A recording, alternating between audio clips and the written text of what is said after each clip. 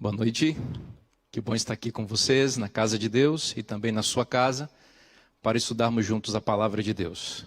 Nessa noite estamos reservando esses momentos, essas horas, para estudarmos os eventos finais. Estamos vivendo momentos solenes na história da humanidade, e esses momentos têm levado a igreja e a sociedade, de forma geral também, à busca do entendimento sobre o que está acontecendo. E há um despertamento para o estudo das profecias, e esta vigília é uma resposta a esta necessidade, e também se refere ao nosso próprio desejo e à nossa necessidade de buscarmos a Deus. Neste momento, em nosso país e em muitas partes do mundo, milhares de pessoas estão infectadas com um vírus mortal e silencioso, que tem alastrado-se, levando medo às famílias e às pessoas. Como eu disse, em nosso país há muitas pessoas que se encontram infectadas, hospitalizadas, e há muitas famílias que estão enlutadas nesse momento. Eu quero me unir à oração feita aqui pelo pastor Robson, e quero, antes de começar a pregar, também orar por pessoas que se encontram, neste momento, infectadas com esse vírus, e em especial por aqueles que estão contagiados, estão hospitalizados, melhor dizendo. Especificamente quero mencionar uma pessoa muito querida por mim e por minha família, a senhora Maria Helena. Ela mora em Vitória, no Espírito Santo, ela se encontra internada no hospital. E ontem, ela está na UTI, ontem nós tivemos uma notícia que nos deixou bastante preocupados, de que ela precisaria ser entubada. E nós entramos em um pleito de oração muito grande, e os médicos disseram que ela teve uma evolução surpreendente de ontem para hoje, o que impediu que ela tivesse que ser entubada. Mesmo assim, seu estado espera muitos cuidados. Então, eu gostaria de convidar você a se unir comigo nesse momento para orar por todas as pessoas que se encontram infectadas com esse vírus e que estão hospitalizadas em UTIs, em especial pela Maria Helena, a dona Leninha, a vovó Leninha, como a gente conhece ela lá em Vitória. Então eu quero convidar você a fechar seus olhos nesse momento onde você está. E nós vamos fazer uma oração específica por todas essas pessoas, em especial pela senhora Maria Helena. Nosso Deus e nosso Pai, mais uma vez nós clamamos a Ti pela Tua misericórdia. O mundo está com medo, porque há um inimigo oculto, silencioso, que está avançando para dentro das casas das pessoas, das famílias, e está tirando a nossa paz, a nossa saúde. Ó Deus, tenha misericórdia e coloque a Tua mão. Tu és o médico dos médicos, Tu tens a vacina, Tu tens a cura. Foi o Senhor que soprou o fôlego de vida nas narinas de Adão, que invadiu seus pulmões e fez o Teu filho respirar. Hoje, Senhor, centenas de pessoas, centenas de milhares de pessoas estão com dificuldades respiratórias. Ó Deus bendito, sopra o Teu fôlego de vida sobre essas pessoas. Purifica os pulmões infectados. Em especial, eu coloco em Tuas mãos a querida vovó Leninha. Visita a vovó Leninha agora no hospital. Ó Deus, traz a cura sobre ela.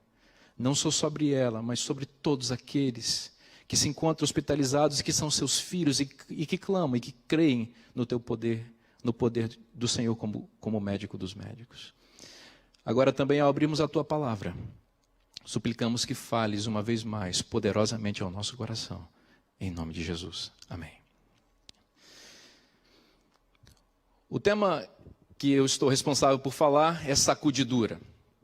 Em termos introdutórios, quero dizer para você que essa é uma expressão que se refere ao fato de que Deus vai sacudir seu povo para purificar seu povo, lançando fora de dentro do seu povo aquelas pessoas que não têm uma fé genuína e verdadeira e que de alguma forma estão entre o povo de Deus, mas que não são do povo de Deus. A sacudidura é uma expressão que vem da imagem, ou é uma figura de linguagem que vem da ideia agrícola, da cultura agrícola. Quando o agricultor coloca o grão na peneira e juntamente com o grão, a palha e as coisas que são vãs ou são vis e que não podem ser utilizadas. Então o agricultor sacode a peneira para que aquilo que não é grão não permaneça. E a partir dessa imagem, dessa figura de linguagem, nós temos o conceito da sacudidura, que é o ato de Deus retirar a palha do meio de seu povo. O livro Eventos Finais lista pelo menos 6 motivos que causam a sacudidura no povo de Deus. 6 instrumentos que Deus permite e usa para que seu povo seja sacudido, de modo que fique apenas aquilo que é puro, aquilo que ele poderá usar com poder no contexto dos eventos finais. Os 6 motivos são, primeiro, a perseguição. A perseguição contra o povo de Deus faz com que muitas pessoas que não são genuinamente cristãs sejam retiradas de dentro do povo de Deus. O segundo motivo, a superficialidade na fé.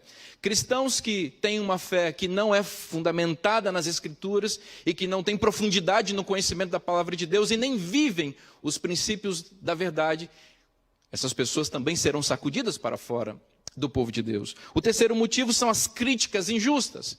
O povo de Deus, ao longo da história, vem sofrendo críticas injustas e mentirosas, e muitas pessoas que não conhecem com profundidade a fé e a doutrina, ao perceber essas críticas avançarem contra o povo de Deus, se sentem envergonhadas, se sentem frustradas e acabam abandonando a fé, deixando na igreja apenas aqueles que conhecem profundamente a doutrina e a fé e que vivem essa doutrina.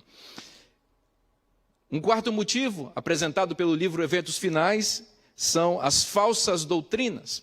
Então, heresias, interpretações errôneas das Escrituras, às vezes, invadem ou ameaçam o povo de Deus, e algumas pessoas que não conhecem a palavra de Deus, quando veem essas falsas doutrinas, alguns se associam a elas, e depois percebem o mal que fizeram e acabam se frustrando também e abandonando a igreja de Deus. Falsas doutrinas são um dos motivos que faz com que as pessoas abandonem a igreja de Deus, permitindo que a igreja de Deus fique mais unificada e purificada.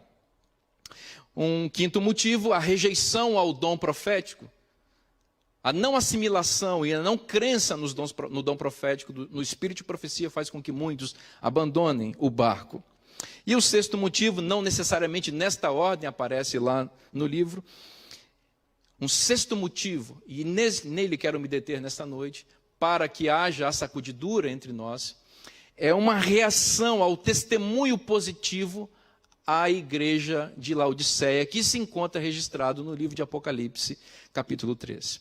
Como este motivo é um dos mais centrais e um dos mais importantes, é nele que nós vamos nos concentrar nesta noite. Eu convido você a abrir a palavra de Deus em Apocalipse, capítulo 3, e ler comigo o que se encontra a partir do versículo 14. Apocalipse 3, 14 em diante diz: Ao anjo da igreja em Laodiceia escreve: Estas coisas diz o Amém, a testemunha fiel e verdadeira, o princípio da criação de Deus.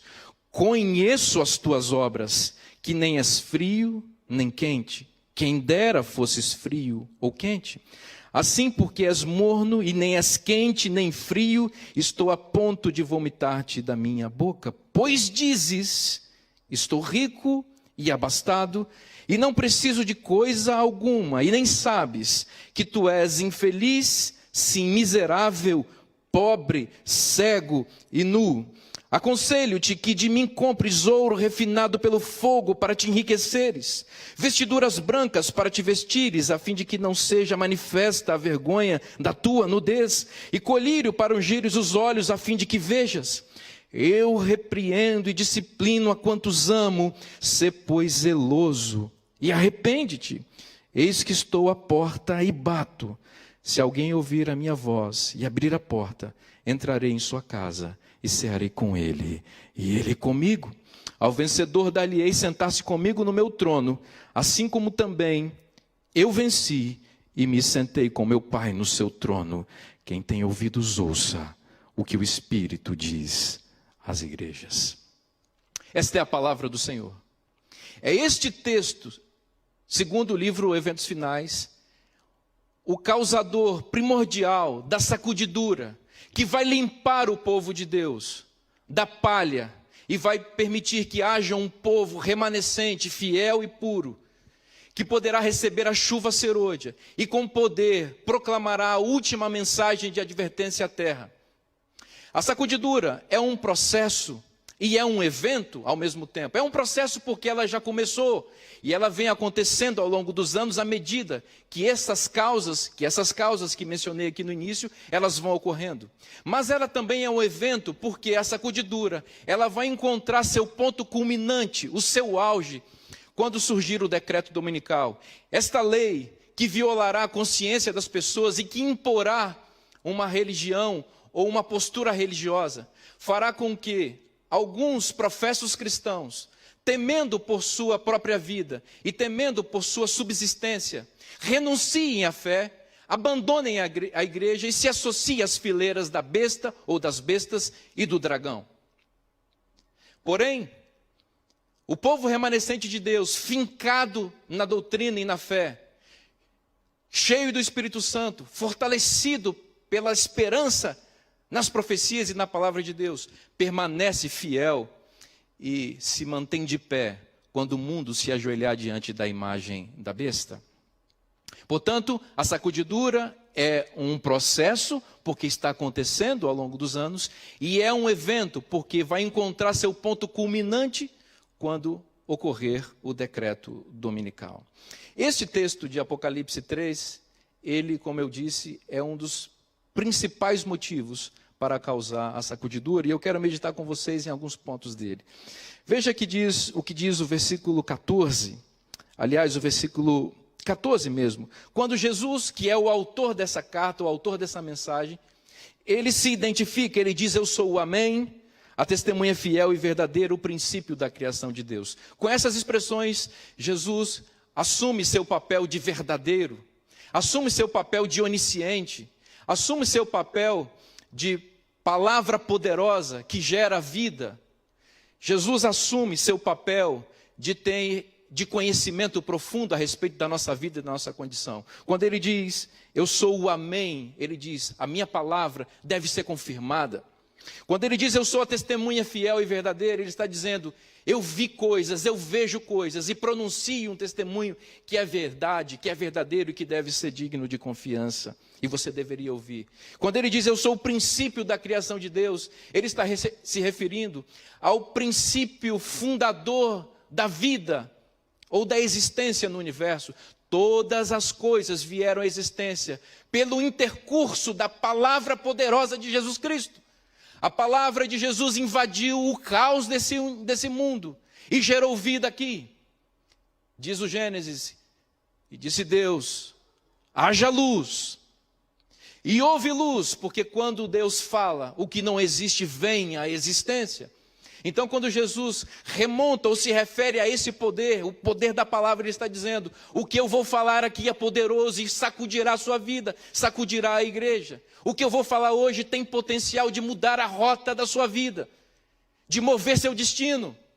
Se você prestar atenção no que esse texto tem a dizer, porque esse texto foi escrito e pronunciado pela palavra poderosa de Deus, o princípio da criação. Esse texto vai purificar a sua vida e vai purificar a igreja. É assim que Jesus se apresenta com a carta que muda os rumos da igreja. Ele diz no versículo 15, conheço as tuas obras. Jesus sabe quem é você. Ele sabe não só o que você faz, mas o que você é. Ele conhece os motivos mais profundos do seu coração. Ele não faz uma análise superficial sobre você, baseado na epiderme, nas aparências, naquilo que você revela nos seus relacionamentos sociais. Jesus conhece você por dentro. Por isso, ele tem poder. Por isso, ele pode diagnosticar a sua condição e dar a você o remédio certo para livrar você deste vírus, dessa pandemia chamada pecado que infectou o mundo e que vem tirando a nossa capacidade de respirar o ar puro do céu. Eu conheço você. E ele diz, conheço as tuas obras, que nem és frio e nem quente. Quem dera fosses frio ou quente. Aqui nós temos uma imagem interessante. Quem dera fosses frio ou quente. Esta imagem aqui, ela é retirada do contexto geográfico da cidade de Laodiceia. Laodiceia era uma cidade rica, poderosa, porém ela tinha um problema estrutural básico. Laodiceia foi construída num local que não havia fonte de águas. Os ricos e poderosos laodiceanos, então, propuseram uma estratégia para abastecimento de água na cidade. Havia duas cidades próximas, Hierápolis e Colossos. Dessas cidades, então, Laodiceia captava a água que abastecia toda a sua população. Então, eles produziram sofisticados sistemas de dutos que colhiam as águas nas duas cidades vizinhas, de modo